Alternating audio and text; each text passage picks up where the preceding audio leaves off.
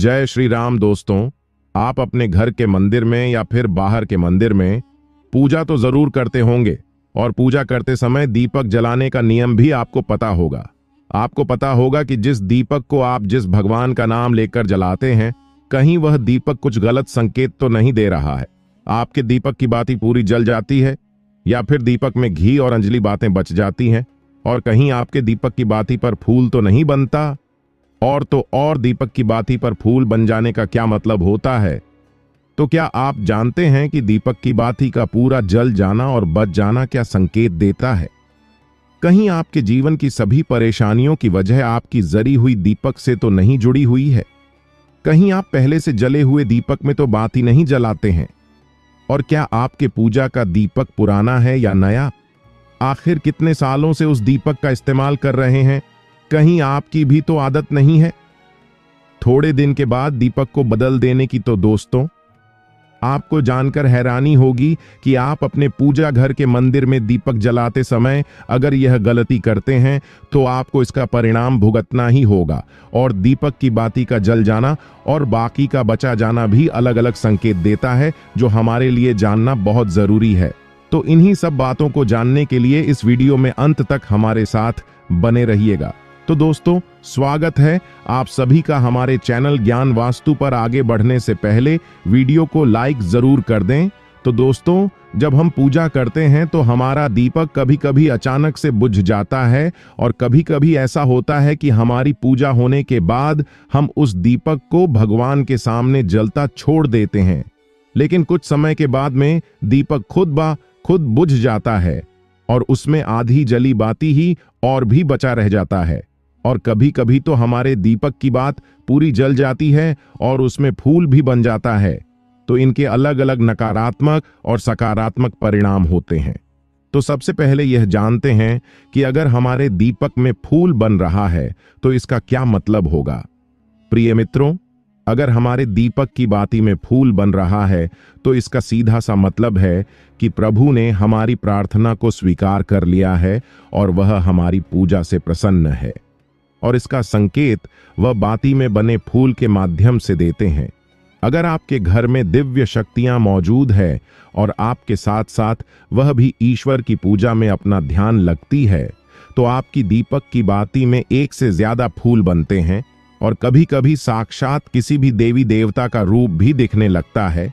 तो अगर आपके दीपक की बाती में फूल बन रहा है तो आप सच में बहुत भाग्यशाली हैं। और इसी के साथ दीपक जलाने के भी कुछ खास नियम आपको जरूर जाननी चाहिए। दोस्तों, अगर आप पहले से जले हुए दीपक में अपनी बाती ही रखकर जलाते हैं तो ऐसा करने से दुर्भाग्य आपका पीछा कभी नहीं छोड़ता है। अगर दीपक में पहले से जली हुई बाती की राख या फिर रोई और क्लच है और आपने अपनी बाती ही इसमें रखकर जला दी, तो ऐसा करने से भगवान आपसे प्रसन्न होने की बजाय आपसे नाराज हो जाते हैं और आपको इसके बहुत ही भयानक परिणाम देखने को मिलते हैं, और आपके बनते हुए काम बिगड़ने लगते हैं। आपकी तिजोरी का धन खर्च होने लगता है और आपके धन आने के सारे रास्ते भी बंद हो जाते हैं। तो हमेशा यह ध्यान रखें कि जब भी आप दीपक जलाएं, आप हमेशा साफ सुथरे दीपक का ही इस्तेमाल करें।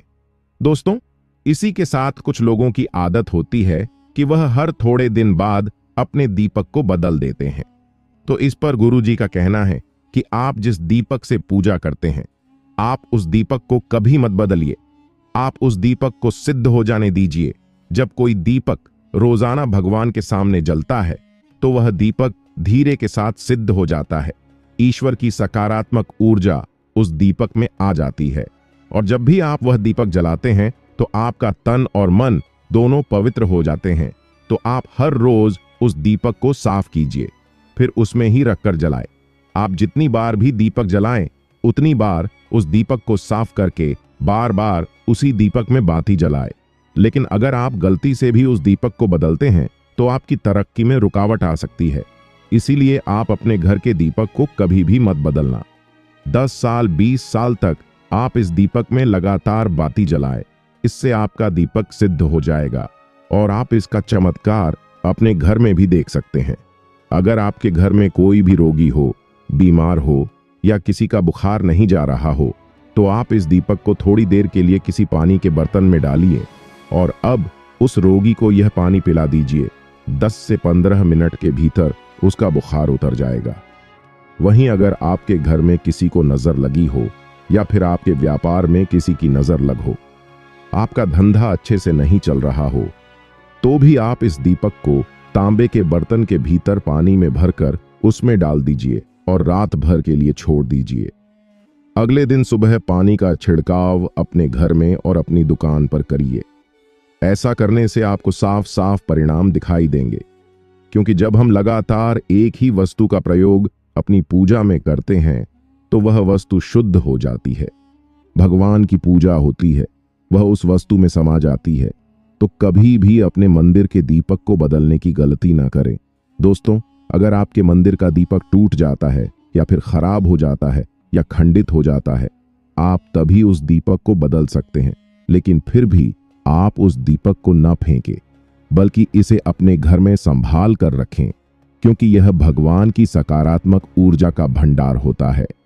वहीं अब आपको यह भी बता देते हैं कि अगर आपके दीपक की बाती पूरी नहीं जलती है, आपके दीपक में ही बच जाता है, तो इसका क्या परिणाम होता है। तो सबसे पहले यह देखिए कि अगर आप किसी भी पेड़ पौधे की पूजा कर रहे हैं और उस पूजा में जलाया हुआ दीपक पूरा नहीं चलता या फिर उसमें घी बच जाता है, तो इससे आपके घर में बीमारियां घर बना लेती हैं और यह बीमारी कभी भी आपका पीछा नहीं छोड़ेगी।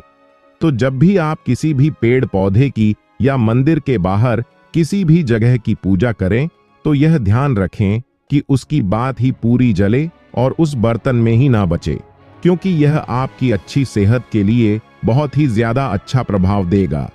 वहीं अगर आपके घर के मंदिर में दीपक की बाती पूरी नहीं जलती है, पूजा करते समय दीपक बार बार बुझ जाता है, तो जरूर आपके घर में नकारात्मक ऊर्जा का वास है और यह आपकी पूजा में विघ्न डालने का काम करती है।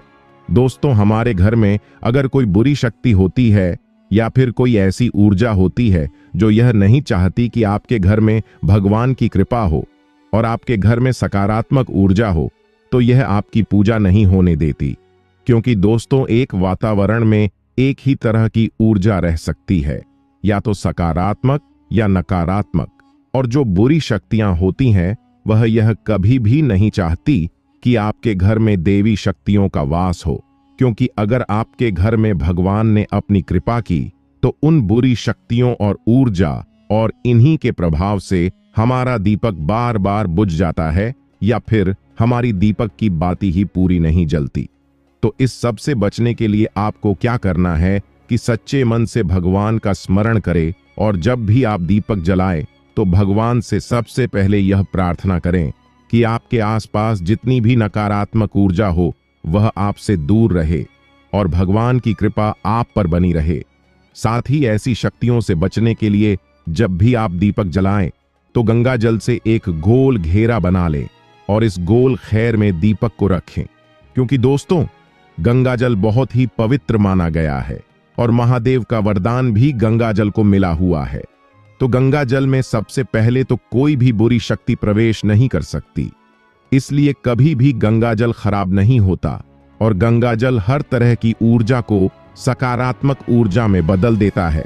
और अगर आप गंगा जल से बने हुए गोल घेरे में दीपक को रखेंगे तो यह आपकी पूजा में किसी भी शक्ति को बाधा नहीं बनने देगा और कोई भी नकारात्मक शक्ति आपकी दीपक को बुझा नहीं पाएगी और आप अपनी पूजा संपन्न कर पाएंगे।